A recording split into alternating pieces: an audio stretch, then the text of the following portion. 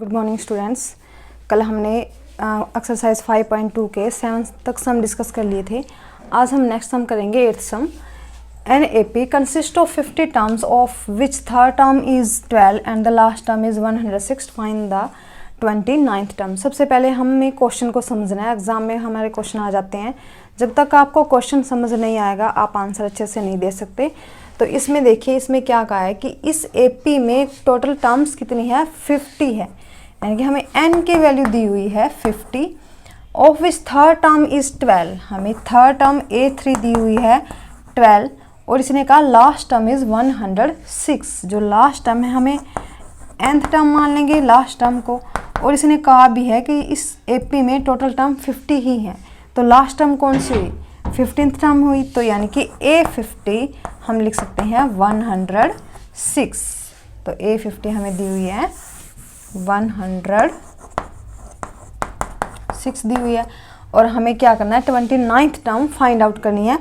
तो वही हम इक्वेशन लिखेंगे। A3 को क्या लिख सकते हैं, A प्लस 2D लिखेंगे इज इक्वल टू 12, और A50 को हम लिखेंगे A plus 49D is equal to 106। फिर से इनको एलिमिनेट करेंगे। एलिमिनेट करने के लिए साइन चेंज करेंगे, तो ये बचेगा -47D इज इक्वल टू 6 में से 2 गए 4, 10 में से 1 गया 9। तो ये माइनस से minus cancel, D is equal to 94/47। तो ये कटा 2 पे। तो जो हमारा कॉमन डिफरेंस है वो कितना आया, 2 आया। अब कॉमन डिफरेंस 2 आ गया। A की वैल्यू और हमें निकालनी है। A की वैल्यू निकालने के लिए हम इसमें पुट कर देंगे, put D is equal to 2 in 1। इसको इक्वेशन 1 माना, इसको 2 माना। 1 में पुट करेंगे A प्लस 2D, 2 आया is equal to 12। A plus 4 is equal to 12। A की वैल्यू आई हमारे पास 12 minus 4, A is equal to 8। तो हमारे पास A की वैल्यू 8 आई और D की वैल्यू आई हमारे पास 2। अब हम इसके A29th टर्म निकाल सकते हैं। 29th को लिखेंगे A प्लस 28D। तो A की वैल्यू हमारे पास आई 8 प्लस 28, D की वैल्यू आई 2। तो यहाँ से हम निकाल देंगे, तो ये आया 64। 29th टर्म आई हमारे पास 64। बहुत ही ईजी क्वेश्चन था 8th। तो अब हम बढ़ते हैं नेक्स्ट क्वेश्चन की तरफ। AP बहुत ही ईजी एंड इंटरेस्टिंग चैप्टर है, और नेक्स्ट 5.3 एक्सरसाइज जब हम स्टार्ट करेंगे उसमें करेंगे सम ऑफ AP, वो भी बहुत ईजी है। तो अब हम करेंगे हमारा नेक्स्ट क्वेश्चन 9th क्वेश्चन में, if the third term and 9th term, third term हमें दी हुई है 4 एंड 9th टर्म हमें दी हुई है -8, और which term of this AP is 0। हमसे पूछा है कि इस AP की कौन सी टर्म 0 है, कि इस AP की कौन सी टर्म 0 है। तो हमें नहीं पता 0 कौन सी टर्म है। हम क्या कर लेंगे, AN को 0 पुट कर लेंगे। अब देखो, सबसे पहले हम A और D की वैल्यू निकालेंगे। A और D की वैल्यू जब हम इसमें पुट करेंगे तो यहाँ पे हमें N की वैल्यू मिल जाएगी। N की वैल्यू वही होती है इस AP की कौन सी टर्म है। तो सबसे पहले देखिए, A3 को हम लिख सकते हैं A plus 2D is equal to 4, और A9 को लिखेंगे A plus 8D is equal to -8। फिर से हम इनको एलिमिनेट करेंगे, साइन चेंज करेंगे। -8 और +2 तो ये -6D बचेगा, और +4 + 8 है तो ये 12 बचेगा। D की वैल्यू यहाँ से आएगी -2। अब इस वैल्यू को हम इक्वेशन 1 में पुट कर देंगे, इनको लेट कर लेंगे इक्वेशन 1, 2। D की वैल्यू हमारे पास -2 आई, इक्वेशन 1 में पुट करेंगे, put D is equal to -2 in 1। तो यहाँ से हमारे पास आएगा A plus 2 -2 is equal to 4। A is equal to 4, ये -4 हो जाएगा, +4, A की वैल्यू आएगी हमारे पास 8। तो यहाँ देखो a की वैल्यू हमारे पास 8 आई और d की आई -2, तो यहाँ हम लिखेंगे a की वैल्यू 8 आई और d की वैल्यू आई -2। तो यहाँ पे a n = 0 दिया हुआ है, यहाँ पे हम फॉर्मूला पुट करेंगे a + n - 1d = 0। यहीं से हमें पता लगेगा कि जो 0 है वो इस AP की कौन सी टर्म है, पहली है, दूसरी है, तीसरी है, कौन सी है। तो यहाँ a की वैल्यू पुट करेंगे 8 + n - 1 d हमारे पास है -2 = 0। ये प्लस का 8 है, इधर आके माइनस का 8 हो जाएगा। n - 1 × -2 = 0 - 8। फिर से यहाँ n - 1 है तो ये -8 ये मल्टीप्लाई में तो इधर आके डिवाइड में चला जाएगा, तो ये आएगा 4। तो n - 1 आए = 4, n की वैल्यू आई 4 + 1 = 5। तो n की वैल्यू हमारे पास आई 5। तो जो 0 है वो इस AP की कौन सी टर्म है, 5th टर्म है। तो ये था हमारा 9th क्वेश्चन। तो अब है हमारा 3rd question, sorry 10th।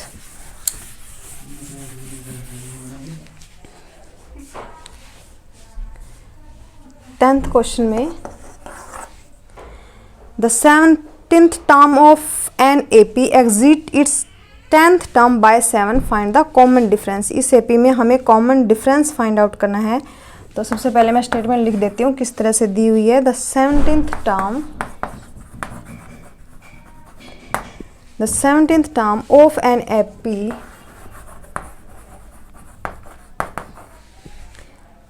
exceeds its 10th term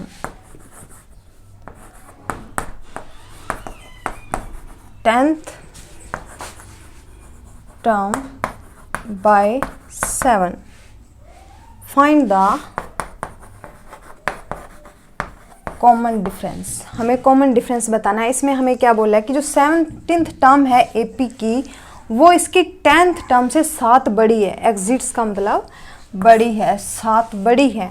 तो इनको इक्वल रखने के लिए हम इस तरह से लिख सकते हैं A17 = A10th + 7। हम इस तरीके से लिख सकते हैं। तो A17 को हम क्या लिखेंगे, A + 16D लिखेंगे, = A10 को हम क्या लिखेंगे, A + 9D + 7। अब देखो ये A दोनों कैंसिल आउट हो गई। 16D = 9D + 7। अब ये 9D इधर आके माइनस में चला जाएगा, 9D = 7, क्योंकि डी को एक तरफ इकट्ठा कर लेंगे। 16D में से 9D गई, ये बचा 7D = 7 और D हमारे पास आया 7/7 = 1। तो कॉमन डिफरेंस हमारे पास आया 1। तो ये बहुत ईजी क्वेश्चन था 10th क्वेश्चन। तो हम बढ़ते हैं 11th क्वेश्चन की तरफ।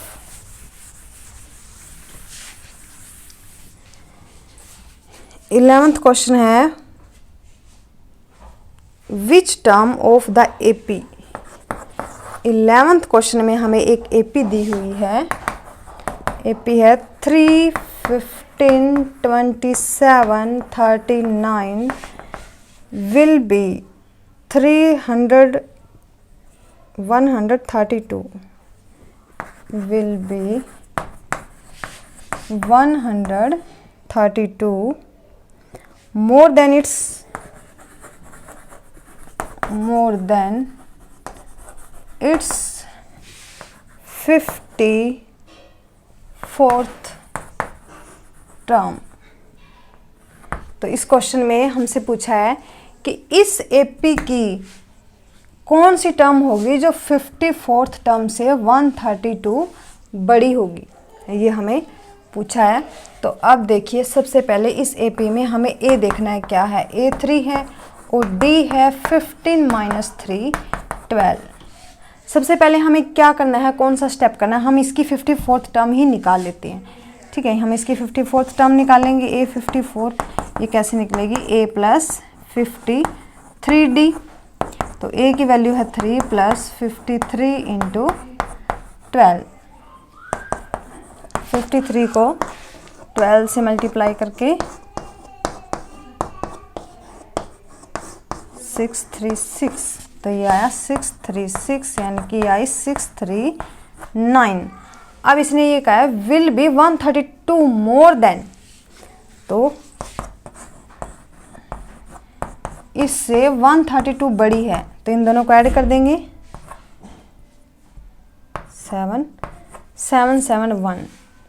यानी कि अब हम क्या लेंगे, AN771 ले लेंगे। हमें बताना है कि ये जो है, जो बनी है 54th टर्म में 132 ऐड करने पे जो एक नई टर्म हमारे पास आई है, ये इस AP की कौन सी टर्म होगी, विच टर्म। अब देखो यहाँ पे हम लिखेंगे A+n-1D। हमें n की वैल्यू निकालनी है, A की वैल्यू पुट करेंगे यहाँ पे 3 + n-1, D की वैल्यू है 12 = 771। तो यहाँ से n-1 × 12 और ये 771 में से 3 माइनस कर देंगे और ये एज इट इज़ रहेगा। अब देखो 771 में से 3 करेंगे 8, 3 माइनस करेंगे तो ये बचेगा 6, 768। फिर ये n-1 = 768, 12 इसके डिवाइड में चला जाएगा। अब देखो 12 इस पे कटता है कि नहीं कटता, 12 × 6 = 72 और ये 48, 64। यानी कि n-1 क्या आया, 64 आया। n की वैल्यू आई 64 + 1, तो n की वैल्यू आई हमारे पास 65। तो यहाँ से देखिए n की वैल्यू यानी कि जो 771 है वो इस AP की 65वीं टर्म है, 65th टर्म है। अब देखो, अब हमारा नेक्स्ट क्वेश्चन है 12th क्वेश्चन है, बहुत ही इजी क्वेश्चन है।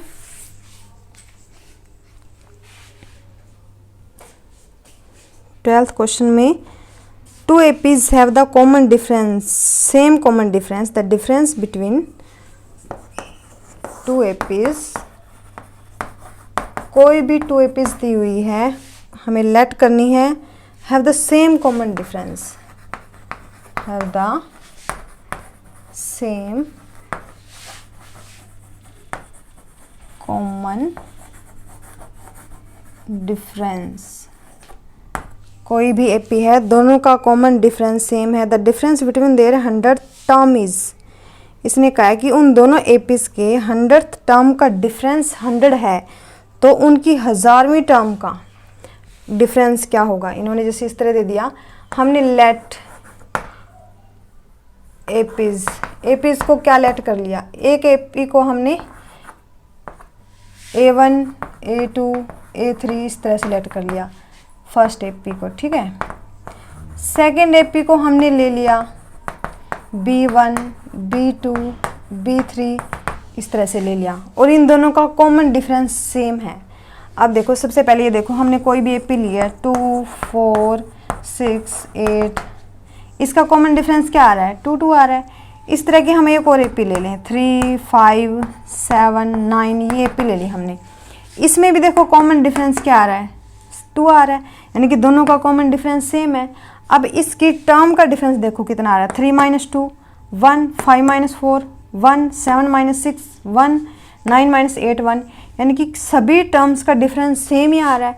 इसी तरह इन एपीज में क्या है कि अगर इस एपी में भी अगर हम 100th टर्म लें कोई भी, तो उनका डिफरेंस भी क्या रहेगा, 1 1 ही रहेगा, चाहे कितनी ही टर्म लेने सबका डिफरेंस सेम ही रहेगा।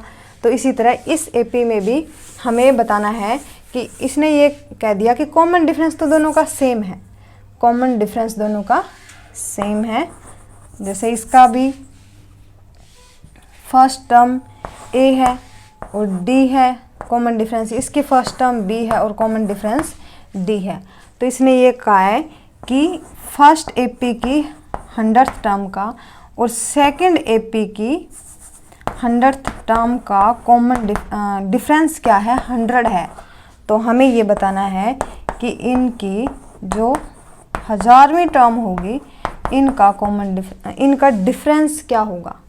तो इसमें देखिए कॉमन डिफरेंस तो दोनों का सेम है, तो आप इस तरीके से निकाल सकते हो A + 99D - B + 99D = 100, इस तरह से निकाल सकते हो। तो अब यहाँ देखो A + 99D minus b minus 99D is equal to 100, ये कैंसिल आउट होगी। तो a minus b is equal to क्या आया, 100 आया। तो यहाँ देखो इसको हम लिख सकते हैं a plus 999D minus b minus 999D is equal to, ये हमें बताना है। तो ये देखो a plus 999D minus b minus 999D, ये कैंसिल आउट हो गया आपस में, ये क्या बचा, a माइनस बी ही बचा। अब यहाँ देखो a माइनस बी की वैल्यू क्या आई थी, 100 ही आई थी। तो हमें बताया हुआ था कि 100 टर्म का डिफरेंस 100 है, तो 1000वीं टर्म्स का डिफरेंस भी 100 होगा। आप इस तरीके से इसको प्रूव कर सकते हो। तो थैंक यू स्टूडेंट्स, आज के लिए इतना ही। नेक्स्ट वीडियो में हम फिर से मिलेंगे।